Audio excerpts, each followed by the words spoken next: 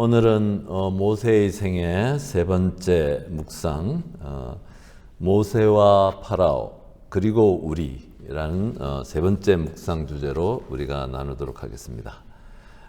이 성서는 탈출기 5장에서부터 11장에 이르는 아주 긴 내용이 포함되어지는데 6장은 제외를 하고 있습니다. 그리고 우리가 다 잘 알고 있다시피 모세와 파라오 그리고 하느님의 그 징벌, 10가지 징벌에 대한 이야기를 이제 주제인데, 이제 마르티니 주교님께서 얘기하시는 것은 이 첫 번째, 두 번째 이래가지고 10번째 징벌의 의미가 무엇이고 또 나일강이 붉게 변하는 것이 무슨 뜻인지 이런 설명을 하시려고 하는 것이 아니라 초점은 인간 관계에 초점이 있는 것이죠. 그러니까 모세 또 파라오 안에서 있는 그 태도들 안에 발견되어지는 완고함, 또 하느님 말씀을 거부하는 것들, 그리고 또 반대로 모세를 통해서 드러나는 것은 또 하느님께 순명하고 하느님께 더 나아가려고 하는 그 두 다른 성질의 그 태도들이 부딪히고 하는 것에 초점이 모여져 있습니다. 그래서 세 가지 묵상이 이렇게 제시되고 있어요. 세 가지 첫 번째는 이런 것이죠. 내 안에 있는, 우리 내면에 있는 파라오의 모습을 띠는 것은 무엇인가? 하나님 말씀에 귀를 닫고 점차 표징으로 시작이 되었던 그들이 징벌로 바뀌어 나가는 그런 파라오, 하나님 말씀에 문을 닫고 하는 이 모습 안에서 또 우리 안에도 이런 모습이 있다는 것이죠. 그리고 또 두 번째는 우리 내면에 있는 모세의 모습을 띠는 것은 무엇인가라는 것이고, 또 우리 내면에 있는 특별히 파라오의 그 완고함에 대해서 어떤 것인지 이렇게 보는 것입니다. 그래서 이런 주제로 이렇게 세 가지 주제죠. 그러니까 내 안에 있는 파라오, 내 안에 있는 모세, 그리고 우리 내면에 체험하는 그런 파라오의 완고함이 우리들 각자 모두에게도 다 있는데, 이런 것들을 더 깊이 성찰하는 그런 기도가 되겠습니다. 우선은 이 파라오에 대한 설명을 해요. 파라오가 어떤 인물이냐면은 그 성서는 탈출기에 나오는 그 성서에서는 파라오는 아주 명석하고 유능하고 민주적인 인물이다. 협상을 유능하게 할 줄 아는 사람이고, 사태를 대면하고 상대방의 처지도 이해할 줄 아는 인물로 그려지고 있고, 그리고 심지어는 자기의 잘못까지 인정할 줄 아는 사람이다. 처음에는 나는 주님을 알지 못한다 했는데, 나중에는 둘째 재앙 이후에는 나를 위하여 기도하여라 라고까지 할 수 있는 그런 넓은 마음도 가지고 있던 사람이다. 그렇죠? 그리고 일곱 번째 재앙에서 이후에는 내가 죄를 지었다라고까지 얘기하고, 주님께서 옳으시고 나와 내 백성은 틀렸다라고도 인정할 줄도 아는 인물입니다. 그렇게 그려지는 것이죠. 그래서 이렇게 듣고 토론하고 대화하고 민주적으로 다른 상대방한테 경고도 이렇게 할 줄 알고, 훌륭한 경기를 할 줄 아는 사람, 자기 과실을 인정할 줄도 알고, 자기 나름의 원리 원칙도 있었고 협상할 줄도 알고 합의점을 찾으려고 노력할 줄도 아는 사람. 그러나 이런 파라오에게도 애로가 있는 것이다 라고 이렇게 이제 마르티니 주교님께서 지적하시면서 자기 지위에, 자기 특권에 신분에 매인 인간이었다는 것이죠. 그것을 이제 암점, 블랙 포인트라고 했고, 결국은 이 모든 그가 갖고 있는 그런 좋은 장점들에도 불구하고 결국은 어떤 올바른 것을 선택할 수 없는 인간, 그것이 어떤 신분, 지위, 특권의 메인 인간이었다. 자기 잘못을 어느 정도 인정할 줄도 알고, 그러지만 결정적인 순간에는 모조리 부정하고 뒤로 물러나서 자기의 자리를 지키려고, 이익을 지키려고 하는 그런 자유롭지 못한 인간이다는 것이죠. 이런 그 파라오의 인간상이죠. 인간상에 우리 자신들을 규제하는 온갖 형식들이 요약되고 있다라고 말씀하십니다.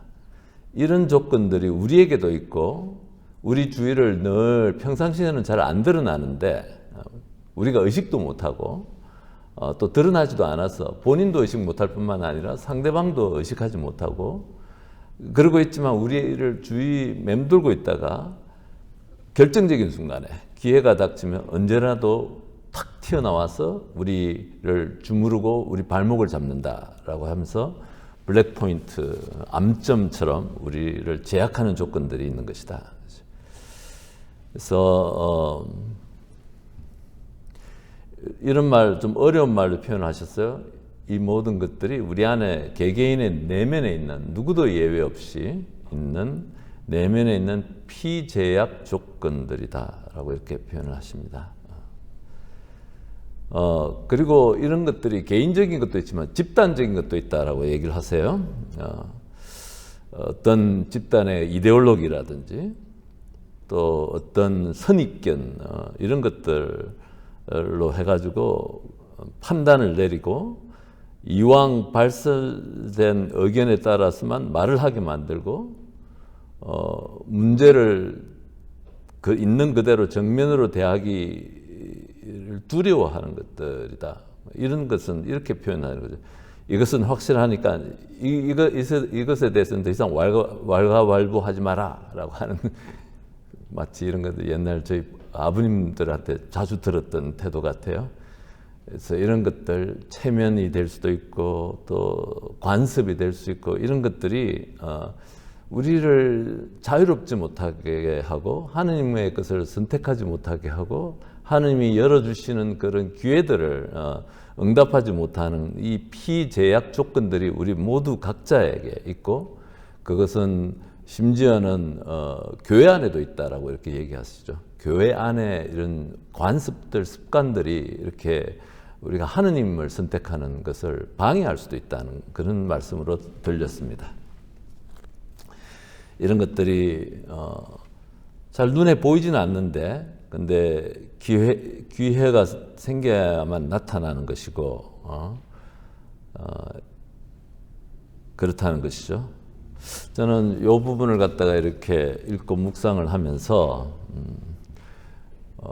예전에 읽었던 그 장영희 선생의 그 짧은 글 안에 있었던 나눌 수 없는 이유들이라는 그 글 기억이 났습니다. 성당에서 평일 미사를 갔더니 그날따라 신부님이 옆에 사람하고 미사 강론 중에 갑자기 한 가지씩 뭐든지 좋으니까 다 한 가지씩 꺼내가지고 나눠보라라고 하니까는 우리가 성당에서 미사는 예수님의 살과 피를 나누는 것이고 늘 나눔이 강조되고 다 머리로 다 잘 알고 있었는데 실제로 나누려고 하니까 온갖 것들이 자기가 갖고 있는 브로치나 반지나 뭐 이거는 선물 받은 거고 이거는 짝이 있는 거고 이래가지고 나눌 수 없는 이유가 계속 나와가지고 자기를 탁 구원한 것이 뒷주머니에 있었던 전날 저녁 식당에 가서 밥 먹고 나오다가 사탕 뒷주머니 넣었던 게 남아있어서 그걸 또 옆에 있는 할머니하고 나눴더니 할머니도 뭐 가진 게 없었는데 나누는데 그분의 심장약 구심이라는 약을 딱 꺼내서 나누는 걸 보고 그 구심이 심장약이 아니라 자기 마음을 구하라는 메시지로 받아들였다 이렇게 얘기했던 것이 기억이 납니다. 우리는 늘 이렇게 사랑을 얘기하고 또 희생을 얘기하고 또 하느님의 뭐 나눔을 얘기하지만 실제로 이것이 딱 어떤 기회가 되어지면은 다 움츠러들어 가지고 우리를 제약하는 어떤 피제약 조건들이 막 있는 것이죠. 우리 삶 안에서. 그런 것들. 그리고 저는 또 이 부분을 이렇게 읽으면서 이 생각이 났습니다. 교통사고를 당한 사람을 돕지 않는 그래서 교통사고 당한 사람이 억울하게 또 죽는 경우들, 중국에서나 뭐 지하철 안에서 폭행을 당하는데 다수의 군중들이 아무 도움도 주지 않는 이런 것들이 생각이 됐어요. 다 연관되는 거죠. 우리가 갖고 있는 이 암점들이 피제약하는 우리의 뭐 두려움일 수도 있고 그것이 무엇이든 간에 파라오가 갖고 있었던 거하고 똑같다는 거죠. 잃어버릴까 봐서. 내가 갖고 있는 것을 잃어버릴까 봐서. 체면이 문제가 되고. 그래서 명백하게 사랑에 응답해야 되는 그 순간에 우리는 하지 못한다는 것이죠. 이런 것들이 이제 이웃에 대한 무관심으로 나타나기도 하고 나의 이기심으로 나타나기도 하고 어쩌면 또 이런 생각도 들었습니다.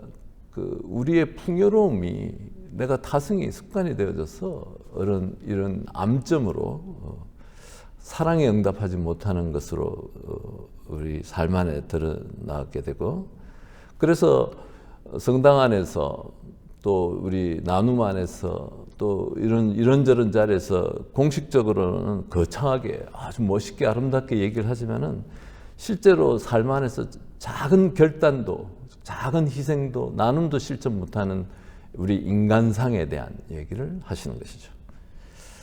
이런 것들이죠. 그래서 그것과 관련해서 이렇게 얘기하시는 것 중에 아우구스티누스 성인, 아우스팅 성인의 사랑에 대한 얘기를 하세요. 근데 굉장히 아름다운 것이죠.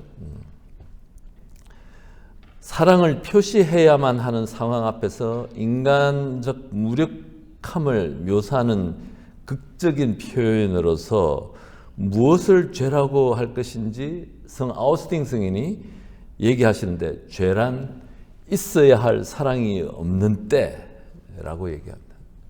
죄라는 게 뭐냐면 있어야 하는 그 사랑이 없는 것, 결핍된 것, 또 형제와의 관계에서 요구되는 사랑이 없는 때이고 있어야 할 정도보다 사랑이 적을 때, 그 말 너무 좋았어요. 있어야 할 만큼 있어야 되는데 그것이 부족한 것들, 이런 것을 1500년 전에 아우스팅 성인은 그것을 죄라라고 이렇게 얘기를 하셨다. 있어야 할 마땅히. 저는 창세기를 강론하거나 강의할 때 삼위일체 하느님께서 우리의 모상대로 인간을 만들자라는 우리의 모상, 하느님의 모상이라는 것 제가 늘 강조하지만 사랑의 관계 안에서 창조되었고 왜 이렇게 만들었을까? 바로 이 사랑을 확장하고 하느님의 사랑의 관계 안에서 창조되어진 우리가 이 사랑을 확장하는 우리의 창조 목적이 있는데 이것이 여러 가지 피제약 조건으로 이렇게 실천 못할 이유가 많은 거죠. 우리는 이제 그것에 대한 의식들. 그래서 이런 것들 우리가 좀 그리고 또 이런 말씀도 하세요. 주경님께서는 이런 또 피제약 조건들은 타인이 부족한 것은 잘 보인다는 거죠. 근데 우리 자신에게서 있는 이 피제약 조건들은 또 보지 못한다. 이렇게. 예. 이런 것들이 이제 우리 일상에 평상시에는 숨어 있다가 결정적인 순간에 아까도 말씀드렸듯이 타인에 대한 무관심 또는 위로해야 되는 순간에 잔소리를 한다거나 뭐 이렇게 하면서 이게 뭔가 잘못되어 있는 것이죠. 그것들이 무엇이냐면 우리 안에 어떤 피제약 조건, 파라오가 갖고 있는 그런 것들이 작용을 하고 있다는 것을 말씀을 하십니다. 그러면서 이제 이런 얘기를 하시네요. 내심에 있는 이런 약점들, 암점들을 유의하지도 않은 채 우리는 마치 느낌상으로 하나님의 사랑에 진실한 행위를 할 수 있는 것처럼 이렇게 행동한다는 것이죠. 그러니까 우리가 갖고 있는 이런 피제약 조건에 대한 우리의 나약함들에 대한 인식 없이 우리는 하나님 사랑을 실천할 수 있는 것 같은데 사실 실제로는 그렇게 되지 않는다는 것이죠. 그래서 저는 우리가 미사를 시작할 때 이렇게 하지 않습니까? 우리 죄를 반성합시다. 하나님 자비를 청하는 마음들이 바로 이런 것들하고 연결되어 있는 거죠. 우리 안에 내가 의식은 못하지만 하나님 사랑으로 나아갈 수 없는 많은 것들이 갖고 있는 것이죠. 이런 것들을 하나님 앞에서 주님 제가 부족합니다. 하지만 당신을 사랑합니다. 라고 고백하면서 우리가 내 것을 내어놓고 주님을 받아들이는 그러한 것으로서 우리가 미사 절대를 시작하는 것이다. 그렇죠. 예, 파라오는 그 본능으로서 자기의 특권을, 자기의 기득권을 움켜잡는 것이고 그것을 결코 내놓지 않는다. 그래서 하느님께서 열어주시는 그것을 선택할 수 없었다는 것이죠. 이런 것들이 우리 안에도 있다. 우리 속에 있는 그 파라오다. 파라오의 힘이다. 이렇게 얘기를 하시는 것이고 이제 빨리 넘어가겠습니다. 그러면서 이제 그 마르코복음 7장 21절에 있는 사람에게서 나오는 것, 그것이 사람을 더럽힌다라고 하고 사람 마음 안에서 나오는 나쁜 생각들 여러 12가지 이렇게 쭉 이렇게 나오는 것이죠. 이런 것들이 보면은 우리 내심의 자리를 잡고 있는 하나하나가 다 파라오, 우리 안에 있는 파라오의 모습이다. 이렇게 얘기를 하시는 것이죠. 이런 부분들은 우리가 좀 기도를 하면서 깊이 있게 이렇게 성찰하면 좋을 것 같습니다.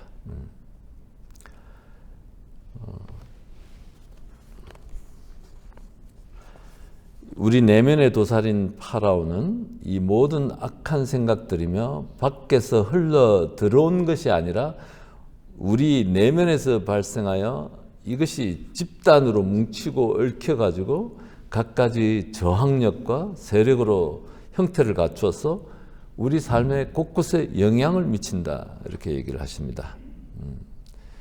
이렇게 우리 모두에게 파라오는 자기 형체를 계속 우리가 주의하지 않으면 키워나가고 발전시켜 나간다는 것이죠. 자, 그러면 두 번째 묵상, 우리 내심에 있는 모세는 누구인가라는 부분입니다. 우리 안에 있는 모세란, 우리 각자 안에 있는 모세란 자유의 분출이고 사물을 있는 그대로 포착하려는 우리 의지의 도약이다. 이런 표현을 쓰십니다.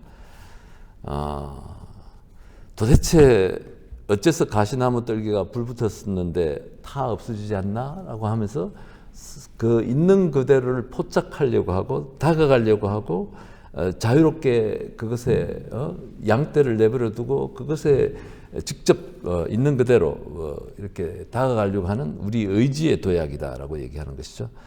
사물에 순응하고 사물과 부합하게 결정을 내리겠다는 그런 의지를 말하는 것이다. 우리 각자 안에도 이 모세의 정신이 있는데 이 모세의 정신 그러면서 그 프네우마라는 그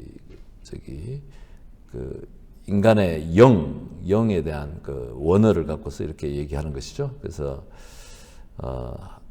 하느님이 해방시키기 위해서 또 본연성을 추구하는 우리 열망을 불러일으키기 위하여 우리 온갖 규제에 갇혀 있는 우리의 영을 자유로 해방시키기 위해서 이렇게 계속 이렇게 강구하시고 부단히 노력하는 그 영을 우리에게 주셨다는 거죠. 그러면서 이 마르틴 주님께서 바리사이파 사람들을 이렇게 비교했어요. 바리사이파들은 그 모든 것을 자기 것으로 소유하려고 하는 그 세력으로서 또 한편으로는 예수님은 또 하느님의 성령께서는 자유롭게 하느님의 사랑을 응답하려고 하는 영, 이 두 세력들이 우리 안에도 있다는 것을 얘기하는 것입니다.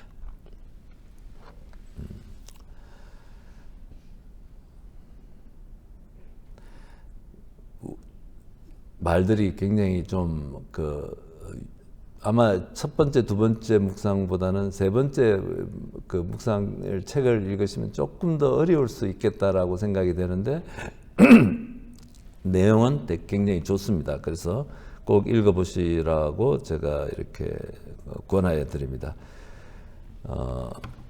우리의 본연의 모습이 조그마한 덩어리로 움츠러들고 응고되려는 우리의 성향을 깨트리면서 성령의 펄펄 끓는 가마솥에 뛰어들게 하시는 노력으로 이 하느님의 영은 우리를 이끌어 가시고 갈망을 표현하게 하고 하는 그 우리 안에 있는 모세의 그 정신들, 한편으로는 파라오의 정신이 있고 한편으로는 모세의 정신이 있다는 것이죠. 그래서 이런 것들, 우리 안에 있는 모세의 영들이, 모세의 정신들이 이렇게 깨어나는 것들, 이런 것들을 얘기하는 것이죠. 자, 모세가 보여주는 정신들은 이런 것이다라고 얘기하는 거예요. 당장에 우리는 어떤 순간에 회의를 할 때거나 또는 어떤 의사결정을 할 때 이것은 좋소, 저것은 안 되오라고 단언하고 결론 내가 내버리고 싶지만 모세의 정신이라는 것은 어떤 것이냐면은 어떤 상황에 직면하면 기도를 올리고 의견을 경청하고 숙고하고 이것이 도대체 어디서부터 온 것인지를 이렇게 식별하고 성령이신지 아닌지를 확인하고 경청하고 노력하고 인내하고 다가가고 하는 이것을 얘기하는 거죠. 그러니까 이것은 틀렸고 이거는 안 돼요라고 해서 우리가 갖고 있는 어떤 그 태도를 갖고서 결론을 내버리고 싶지만 우리 안에서 그 보여지는 그 우리 안에 있는 모세의 정신이라는 것은 그 본질에 다가가게 하기 위해서 우리를 이렇게 경청하게 하고 노력하게 하고 식별하게끔 하고 인내로서 이렇게 다가가게 하는 그 영들이 우리의 각자에게도 있다는 거 이렇게 얘기하시는 것이죠. 그래서 모세는 파라오를 상대할 때 이제 그 탈출기 내용에 보면은 기다릴 줄 알고 회피할 줄도 알고 참을 줄도 알고 또 단호하게 고집을 피우면서 안 된다라고 잘라 말할 줄도 알고 그래서 이 모세 안에 있는 그 영들은 유순하고 적응력이 있고 유연성이 있고 동시에 극히 목적에 분명한 그래서 집요한 정신을 주셨는데 이런 것들이 우리 내면에 있는 모세의 모습이다라고 이렇게 얘기했습니다. 한편으로는 모세의 모습이 있고 한편으로는 파라오의 모습이 우리 안에 있다. 그렇죠? 또 하나 아주 굉장히 뛰어난 인사이트는 저는 개인적으로 감동으로 받았는데 이렇게 우리 안에 있는 하느님의 이런 그 능력, 그 모세의 능력은 어떻게 표현되냐면은 말로써 하느님의 말씀으로 일을 해나간다. 지난날에 모세는 자기 생각으로 말도 처음에 한마디 하지 않고 폭력으로, 그죠? 폭력으로 말도 하지 않고 폭력으로 이집트인에게 덤벼들어 죽여버렸는데 이번에는 이집트인을 대하는 그 모세는 말로 하느님의 말씀으로 일을 해나간다. 야훼께서 모세에게 이르셨다. 그 10번에 걸쳐서 후렴처럼 반복되는 거. 야훼께서 모세에게 이르셨다. 파라오에게 가거라. 그리고 이렇게 말하여라. 계속 그것이 후렴구처럼 반복되어지는 하느님 말씀으로 이렇게 다가간다는 것이죠. 폭력이 아니라 내 분노가 아니고 내 그 템퍼가 아니고 하느님 말씀으로 하느님 지칠 줄 모르고 인내를 갖고서 이렇게 다가간다. 도대체 승복을 하지 않으려고 하는 파라오를 상대로 하느님은 인내를 가지시고 같은 말씀을 되풀이하신다. 파라오한테 가서 이렇게 말하여라. 하느님은 지칠 줄 모르는 인내를 보이신다. 모세에게 같은 말씀을 되풀이하시고 우리한테도 그렇다. 지금 우리한테도 회개하여라. 이웃을 사랑하여라. 너 자신에게서 떠나라. 계속 또 나를 기억해서 이를 행하여라. 지칠 줄 모르고 모세에게 말씀하셨던 하나님께서 우리는 미사절례 안에서 또 예수님을 통해서 계속 하나님 말씀을 듣는다. 그래서 모세는 이런 말의 힘을 믿고 사명을 수행을 하는데 파라오는 갈수록 분노하고 사나워지지만 파라오 앞에 꾸준히 나아가고 이렇게 당신 말씀을 통해서 일을 하시도록 해주신다. 그래서 첫 번째 하느님의 첫 번째 특징이 말씀과 설득으로, 폭력이 아니라, 우리가 이 부분에 좀 많이 머물렀으면 좋을 것 같아요. 우리가 공동체 안에서 일을 할 때도 말씀과 설득으로 인내를 가지고 하느님의 말씀으로, 그리고 표징으로 일을 한다. 파라오는 하느님은 표징으로 계속 말씀을 하시고 그 표징은 점차 징벌이 되어 간다. 그러니까 10가지의 이 표징들이 일어나고 그것이 점차 징벌이 되는데 이렇게 얘기를 하시는 것이죠. 이 징벌들은 참답지 못한 인간의 재앙들을 표시한다. 인간이 해방을 주시는, 사랑을 주시는 하느님 말씀을 거부함으로써 점차 자기 규제 속에 빠지고 갇혀고 곤란한 상황이 되고, 그럼으로써 결과적으로 일어나는 그 비참함에 대한 얘기를 하는 것이죠. 저는 이 부분을 이렇게 읽으면서 이 생각이 들었습니다. 우리들도 그렇다는 거죠. 하나님께서는 우리에게 말씀으로 다가오시고 표징으로 다가오시는데 그 표징들이 우리 이웃들의 그 표정, 그잖아요. 반응, 실망하고 또 뭔가 상처받고 또 그러면서 위축되고 하는 이런 것들이 표징이잖아요. 하나님께서 우리에게 주시는 표징인데, 이 표징에 파라오는 마음의 문을 닫았고 이 표징이 점차 징벌화되면서 나중에는 파라오가 어디도 도망갈 수도 없는 그 물속에 빠져버리는 그런 징벌이 되어진다는 거죠. 우리에게도 그런 것이 있겠다는 거죠.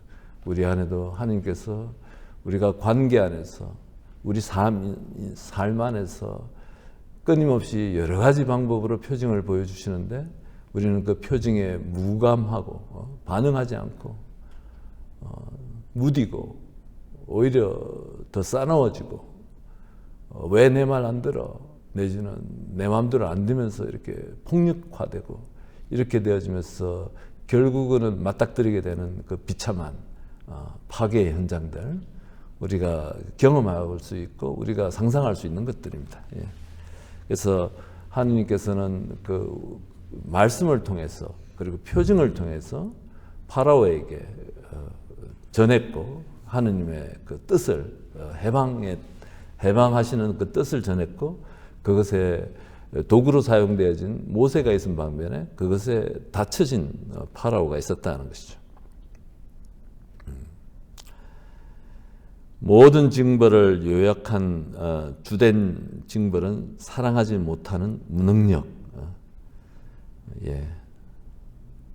하느님의 사랑, 특히 이웃 사랑을 제대로 구현하지 못하는 무력함, 이런 것들인 것이죠. 또 이런 구절들이 있어요. 이것 굉장히 좋았는데, 우리가 또 우리 주위에 형제 자매들이 당하는 그 상황에 대면할 능력이 없을 때, 사랑으로 대면할 능력이 없을 때 우리 안에는 온갖 불만과 불쾌와 혐오감이 뒤따라온다. 그렇습니까? 나도 모르게. 그죠? 그것이 우리 공동체 안에서도 그렇다는 것이죠. 그러니까 이것이 집단성을 갖고 있다는 거예요. 우리가 하느님의 사랑을 실천하지 못하고 응답하지 못하는 것들은 뭔가 우리 안에서 공허함과 허전함과 무력감과 이런 불쾌감과 이런 것들이 남게 되고 이런 것들이 또 다른 사람들에게 전파된다는 것이죠. 사랑만 자라는 것이 아니라 이런 무력감도 같이 자라는 것이죠. 실망감이. 예. 그래서 이런 것들이, 그런 감정들은 개인과 공동체까지 말려 들어가게 한다. 이런 표현이 있습니다. 그래서 네. 그래서 이제 그 강물에, 홍해 바다에 이렇게 빠지게 되는 이 파라오를 무능력의 덫에 걸린 것처럼 내가 철저하게 이제 딱딱하게 굳는 것이죠. 경화에까지 이르게 되는 파라오. 우리는 이런 것을 갖다가 최악의 형벌이라고 이렇게 얘기한다라고 얘기했습니다. 예, 그렇게 하고 세 번째 기도 자료로 파라오의 완고함에 대해서 이렇게 얘기해요. 그래서 특별히 세 번째로 그 완고함을 보이는데, 고집에서 비롯되는 완고함이 있다. 고집들, 자기가 옳다라고 생각하는. 옛날에 우리 선배 신부님 얘기가, 세상에 절대로 옳은 게 어디 있어, 이런 표현을 하셨는데, 저는 인간관계에서는 절대로 그게 상대적이라고 생각합니다. 근데 자관 우리가 관계 안에서 내가 옳다라고, 내가 틀리지 않다라고 얘기하는 그 고집들에서 오는 그 완고함들, 이런 것들이 특히 교회 안이나 또 수도자들에게도 또 뭐 좀 똑똑하다는 사람들한테 더 명백하게 잘 드러난다는 것이죠. 자기가 옳다라고 생각하는 것들. 바리사이이기도 하고요. 예, 그 완고함들, 그것이 이제 하느님을 선택하는데 방해하게 되고, 두 번째 그 완고함은 나약함에서 온다. 나약함. 이 부분은 이렇게 이해가 되더라고요, 저는. 우리가 어떤 평상시에는 이렇게 안 나타나는데, 정말 어떤 긴장하고 충돌이 벌어지는 순간, 내 안전 지키려고, 난 말려들고 싶지 않아.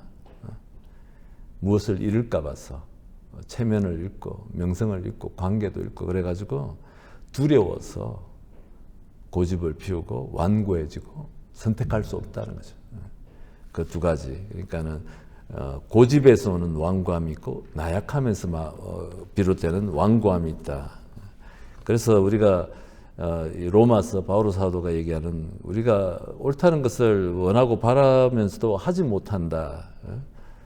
악을 바라지 않으면서도 그것을 하고 마는 우리 인간 현실이 바로 그 안에 피제약 조건들이 우리 안에 있고, 이런 완고함들, 나약함들이 이렇게 있다. 이것에 대한 의식이 없이 이렇게 우리는 뭘 할 수 있다라고 생각하지만 실제로 뭘 하지 못한다.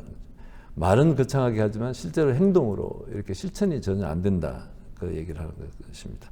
그래서 이렇게 하고 이렇게 제가 그 기도 자료 세 가지. 첫째, 우리 내심에 있는 파라오는 누구인가? 그리고 두 번째, 우리 내심에 있는 모세는 누구인가?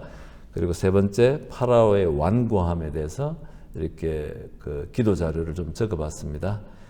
우리 내면의 도살인 파라오는 우리가 갖고 있는 모든 악한 생각들이며 밖에서 흘러들어온 것이 아니라 우리 내면에서 발생하여 집단으로 뭉치고 얽히면서 확산되어 우리 안에 자리 잡고 있습니다.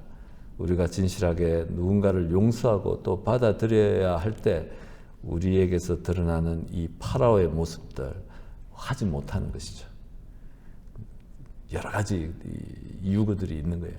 용서하지 못하고 사랑하지 못하게 하는 여러 가지 이유들, 피제약 그런 조건들이 우리 안에 있는데 이것에 대해서 우리 삶에 이렇게 되돌아보면서 이런 케이스들이 있으면은 우리가 좀 이걸 성찰하고 기도해 보면 좋을 것 같아요. 두 번째 기도는 우리 내심에 있는 모세는 누구인가?